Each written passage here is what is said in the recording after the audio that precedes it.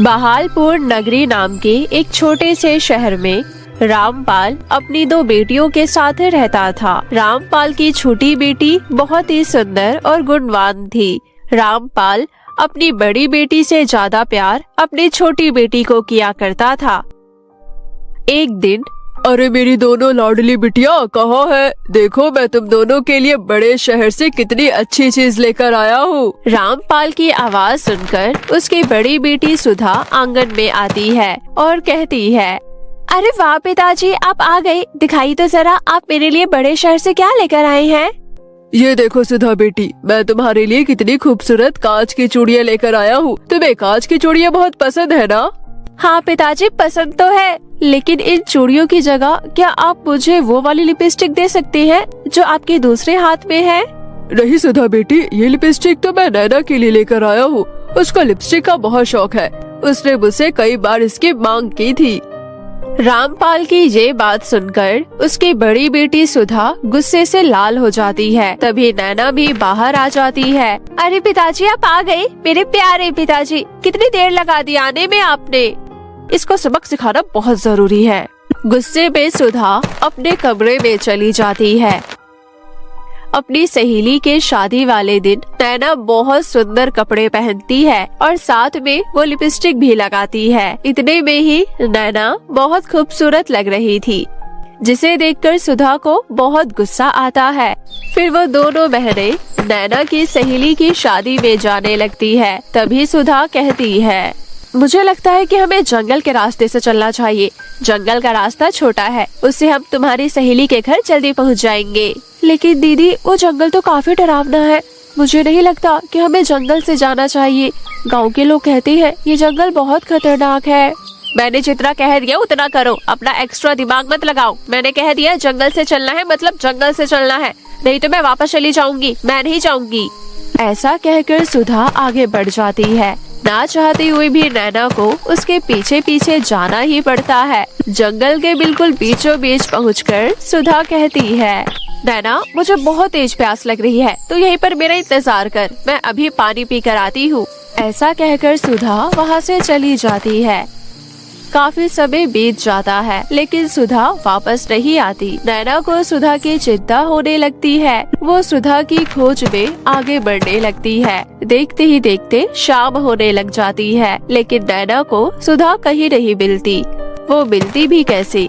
ये सब उसका प्लान था। नैना को अकेले जंगल में छोड़कर सुधा घर चली गई थी। जैसे जैसे रात हो रही थी, वैसे वैसे नैना को बहुत ज्यादा डर लग रहा था। डर के मारे नैना रोने लगती है। तभी नैना को किसी के हंसने की आवाज सुनाई देने लगती है। थोड़ी देर बाद नैना देखती है कि एक बहुत डरावनी बुढ़िया काले रंग की साड़ी पहने उसकी तरफ भागे चली आ रही। का हृदय बहुत साफ होता है, वही इस दुनिया में आ सकता है।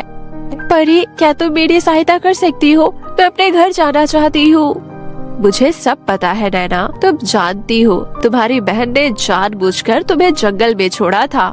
नहीं, ऐसा नहीं हो सकता। जरूर कोई बात हो गई होगी। मेरी बहन मुझसे बहुत प्यार करती है, वो ऐसा कभी भी नहीं कर सकती है।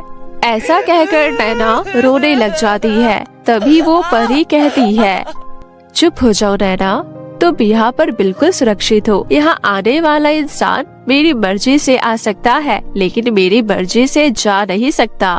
तुम तब तक इस दुनिया से नहीं जा सकती जब तक कोई दूसरा इंसान यहाँ आकर इस नदी का पानी ना पी ले। तुम्हें उसका इंतजार करना होगा, और जब तक वो नहीं आ जाता तुम्हें इसी जंगल में उसका इंतजार करना होगा।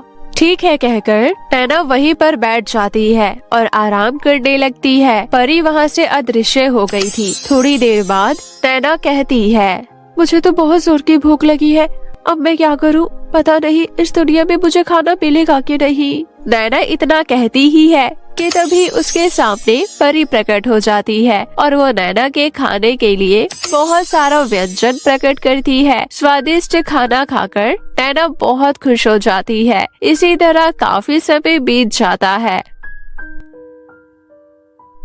नैना को जिस भी चीज की जरूरत होती थी, परी उसे वो सारी चीज देती थी।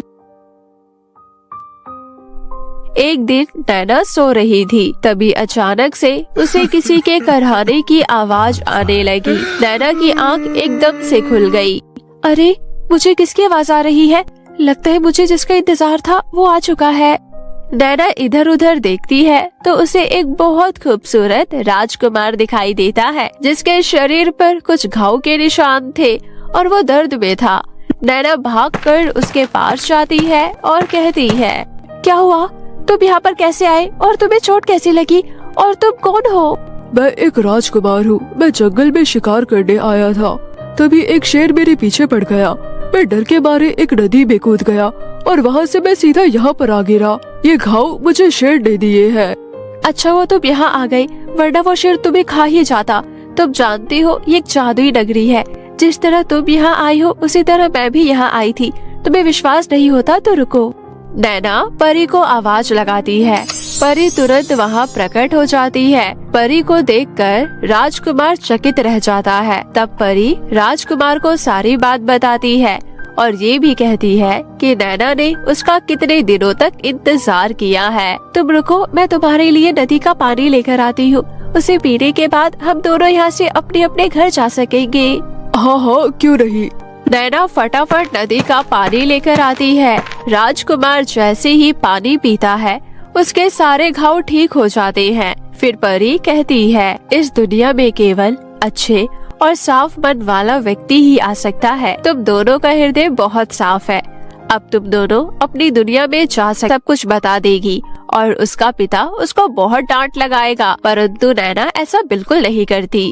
पिताजी, जंगल में मैं दीदी के पीछे पीछे चल रही थी। दीदी पानी पीने गई और मैं गलत रास्ते पर चली गई। इसमें सारी गलती मेरी है। मैं उस जंगल में भटक गई थी। फिर इन राजकुमार ने मुझे वहाँ से निकाला। राजकुमार, ये मेरे पिता है और ये मेरी बड़ी बहन सुधा। सुधा जब नैना के मुँह से ये सारी बातें सुनती है तो उसे एहसास होता है कि उसकी बहन उससे प्यार करती है, लेकिन वो अपनी बहन से प्यार नहीं करती थी। सुधा भागकर नैना के गले लग जाती है और उससे माफी मांगने लगती है। कोई बात नहीं दीदी, इसमें तुम्हारी कोई गलती नहीं है और तुम मुझसे माफी मत मांगो। बड़ी बहन माफी मांगते हुए अच्छी नहीं लगती। राजकुमार नैना को अपने परिवार के प्रति इतना अच्छा स्वभाव देखकर और उसकी खूबसूरती देखकर उस पर मोहित हो जाते हैं और उसके आगे शादी का प्रस्ताव रखती है। नैना राजकुमार से शादी के लिए हाँ कह देती है और कुछ ही दिनों में उसकी शादी राजकुमार से हो जाती है। इस तरह नैना ने अपनी बहन का अत्याचार सहने के बावजूद उसके लिए अपने मन में घृणा नहीं आने दी। उसके इसी साफ हृदय के कारण परी ने उसकी मदद की और राजकुमार से उसका विवाह हो गया। अब नैना अपने ससुराल में खुशी खुशी अपना जीवन व्यतीत करने लगी।